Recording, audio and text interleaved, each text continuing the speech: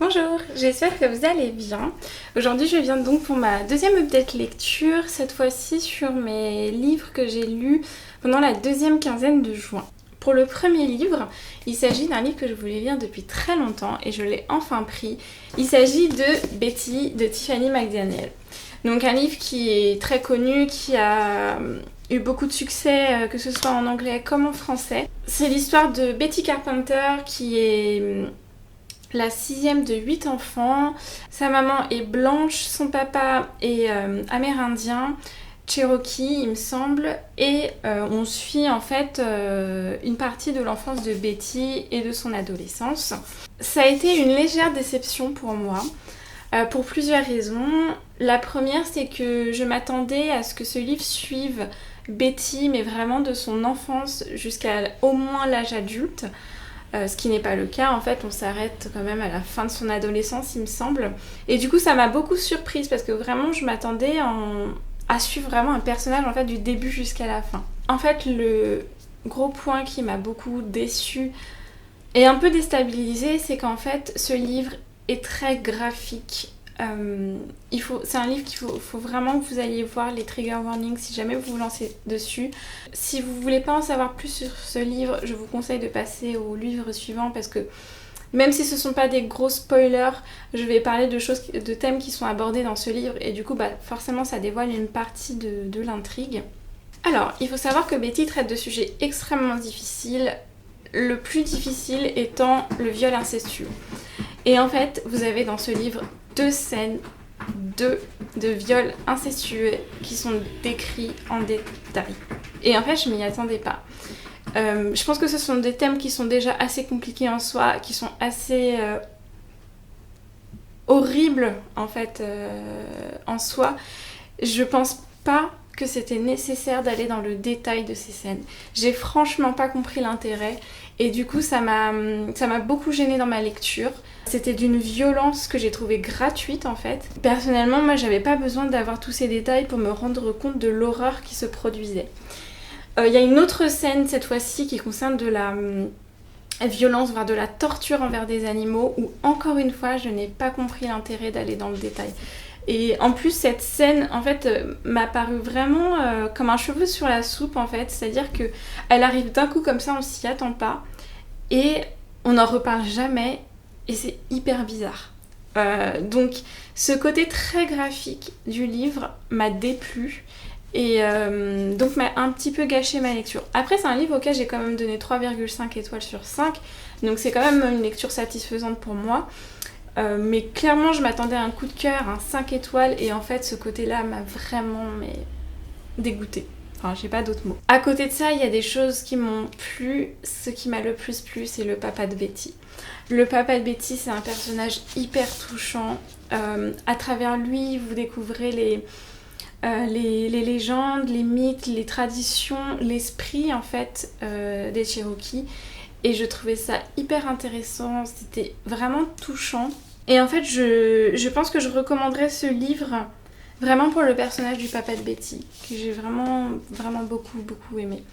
Les petits frères de Betty sont aussi très, très mignons. Enfin, les deux petits frères, ça doit être les deux personnages qui m'ont le plus touchée après le papa de Betty. Donc je sais pas trop quoi dire de plus sur ce livre, à part que c'est un livre qui est très difficile et je pense qu'il n'est pas pour tout le monde à cause des thèmes qu'il aborde. Mais la plume de l'autrice est très sympa et il y a vraiment tout ce côté Cherokee que j'ai trouvé très beau et qui, je trouve, était un bel hommage aux origines de l'autrice. Et un dernier point sur ce qui m'a gênée, en fait, c'est que j'avais l'impression que l'autrice avait une liste des pires trucs qui peuvent arriver à des gens et qu'elle a voulu tout mettre dans son livre. Et j'avais eu cette même impression un peu dans le livre Le Monde de Charlie qui m'avait déplu à cause de ça parce que j'avais l'impression que l'auteur, comme dans Betty, en fait voulait parler de beaucoup beaucoup de choses. Je dis pas qu'elles sont pas importantes. Merci Marca. Je dis pas qu'elles sont pas importantes, mais juste en fait faites un choix. J'ai l'impression que c'était trop. J'ai l'impression qu'elle voulait montrer trop de choses, trop d'horreurs qui se sont passées dans sa famille parce qu'elle s'inspire en fait de l'histoire de sa famille mais sur plusieurs décennies, donc plusieurs personnes j'imagine.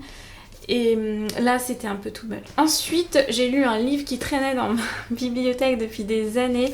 Il s'agit du Livre de la jungle de Rudyard Kipling. Les premiers chapitres, en fait, vous suivez l'histoire de Mowgli, donc vous retrouvez les personnages de Disney, donc Mowgli, Bagheera, Baloo, Shere Khan, etc.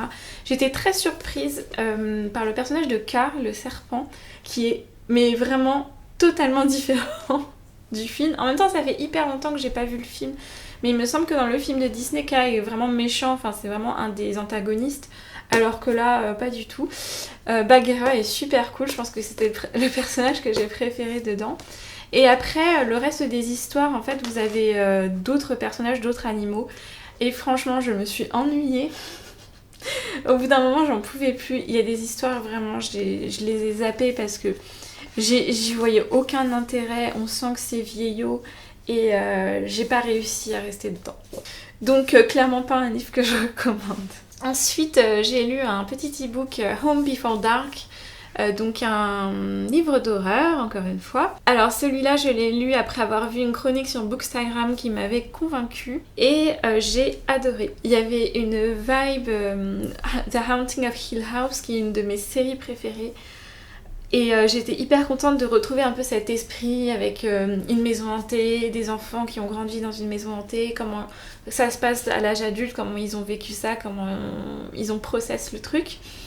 Donc ça, je l'ai retrouvé dans ce livre et j'ai bien aimé. J'ai trouvé que c'était très sympa, il y a beaucoup de références à d'autres films et d'autres livres d'horreur, donc j'ai trouvé ça assez sympa à les retrouver. Évidemment, il y a beaucoup de Stephen King. Un truc qui pourrait peut-être déplaire, c'est qu'il y a beaucoup de plot twists. En fait, c'est un livre où constamment il vous fait changer d'avis. Vous allez penser quelque chose et en fait vous allez avoir un élément qui va dire bah non, en fait c'est pas ça. Et c'est un peu ça tout le long du livre. Et c'est vrai que des fois, peut-être ça peut être un peu relou. Moi j'ai beaucoup aimé, mais avec du recul, je me dis que ça peut peut-être un peu agacer certaines personnes. Ensuite, j'ai lu un mini bouquin d'horreur, encore une fois. Cette fois-ci, il s'agit de A House at the Bottom of the Lake de Josh Malerman, celui qui a écrit Burn Box. Alors, c'est un livre, il fait une centaine de pages et vous suivez deux adolescents qui, pour leur premier rendez-vous amoureux, vont faire du canoë. Ils vont faire du canoë sur un lac et en fait ils vont découvrir un autre lac un peu caché en passant par une espèce de sous un pont, enfin un truc un peu bizarre. Et en fait ils vont arriver donc dans ce lac où il n'y a personne et ils voient une maison au fond de ce lac. Et là, ces deux jeunes, ces deux adolescents se disent et si on allait voir dans la maison? Donc déjà là, moi on m'avait perdue, j'étais en mode à quel moment vous trouvez une maison au fond d'un lac et vous vous dites on va aller explorer la maison, c'est juste déjà non. Donc moi j'ai très peur de l'eau, donc déjà j'étais pas bien. Et du coup donc voilà, vous les suivez, ils reviennent donc beaucoup de fois à voir cette maison, il y a une espèce de lien qui se crée entre cette maison et eux. Et il y avait des scènes, j'étais tellement pas bien, j'ai vraiment eu peur, je pense que quand j'ai lu, j'ai dû faire des petits bruits un peu chelous. Parce que j'avais trop peur. Ça m'a beaucoup rappelé en fait Burn Box. Donc moi j'avais lu d'abord le livre que j'avais adoré. Je pense que c'est le livre qui m'a fait le plus peur dans toute ma vie de lectrice. Vraiment c'était un truc où ça m'avait empêché de dormir. J'étais pas bien. Je crois que il me semble même qu'il y avait une scène où j'ai carrément crié en lisant le livre. C'est pas du tout le cas avec le film. Le film j'ai trouvé très nul.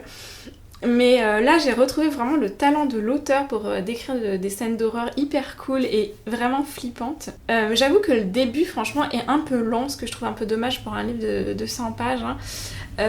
Et après il y a toute une partie vraiment où vous sentez l'horreur, l'angoisse, la tension montée qui était hyper bien. Et ensuite vous avez la fin. Alors c'est le genre de fin où en gros l'auteur il vous donne un truc, ça a aucun sens et c'est vous en tant que lecteur qui devait déterminer ce que vous voulez en comprendre. Alors moi c'est le genre de fin où j'ai beaucoup de mal parce que je sais pas, quand j'ai pas assez d'éléments, j'arrive pas à imaginer des choses, etc. Donc j'étais vraiment perplexe à la fin, je me suis dit mais qu'est-ce qu'il veut? Donc après j'ai été sur Goodreads et j'ai lu d'autres avis de lecteurs et du coup il y avait des théories assez cool franchement. Mais c'est vrai que la fin quand vous arrivez comme ça, c'est assez déstabilisant. Et c'est pour cette raison au final le livre je lui ai donné 3 étoiles parce que vraiment la fin elle tombe beaucoup trop à plat par rapport à ce qui se passe avant, en fait, quand l'horreur monte. Mais voilà, c'était un livre que j'avais découvert grâce à une chaîne de YouTube, je crois que c'est Emily Fox, qui en parlait. Et c'est vrai que c'est quand même sympa à lire, et je trouve que c'est toujours intéressant de voir ce genre de livre où il y a une centaine de pages, de voir ce qu'un auteur est capable de faire en une centaine de pages. Parce que comme du coup je lis beaucoup de fantasy, en général j'ai des livres qui font au moins 400 pages, donc entre 400 et 700 pages, donc il y a vraiment le temps de poser le truc, de faire du bon boulot. Moi je trouve ça hyper intéressant du coup de voir des auteurs qui font à l'inverse, ils prennent très peu de pages et il faut que ça y aille quoi. J'en profite pour glisser que Neil Gaiman est très fort pour faire ça. Donc voilà. Et enfin, ma dernière lecture du mois de juin, c'était un audiobook. Et il s'agit de A Grown-Up Guide to Dinosaurs, dont j'ai parlé un petit peu dans ma vidéo précédente. C'était hyper cool, j'ai adoré. Donc comme je disais, ça faisait un petit moment que j'ai cherché un livre sur les dinosaures qui soit assez scientifique, sans être trop compliqué. Mais je voulais pas un truc pour enfants. Et c'était vraiment l'entre-deux que je voulais. Il y a plusieurs scientifiques qui sont interviewés, vraiment des gens du terrain, des paléontologues, etc. En plus, c'est un livre britannique dont les accents sont trop cool. Il y en a une quand même, je comprenais pas trop ce qu'elle... Enfin, je comprenais ce qu'elle disait, mais je vais être hyper concentrée parce que son accent était magnifique. Mais c'était une très bonne expérience. Franchement, j'ai découvert des trucs que je ne savais pas par rapport à des découvertes... on va dire sur les 10 dernières années. Et du coup, j'ai vraiment beaucoup aimé. Il y avait pas mal d'humour aussi dans le livre. C'était assez court, je crois qu'il faisait peut-être 4 heures, 3 ou 4 heures. Et franchement, c'était hyper sympa. Vraiment, si vous aimez bien les dinosaures et que vous comprenez bien l'anglais et tout, je vous le recommande parce que c'était cool. Et moi, j'ai passé un très très bon moment. Donc voilà pour cette deuxième update lecture. Donc en fait sur le mois de juin j'ai lu 11 livres au total, donc c'était la même chose que le mois précédent. Donc plutôt des bonnes lectures, quelques déceptions mais en général ça va. Et du coup donc je débute le mois de juillet avec pas mal de lectures communes, au final je vais en avoir 3. La première donc c'est My Dark Vanessa avec Laura. J'avais pas encore mentionné Laura dans cette vidéo. La deuxième c'est Terre-Mère, donc que j'avais prévu avec La Pieuvre dilettante. Et enfin je vais faire une petite lecture commune avec Benjamin, encore Benjamin.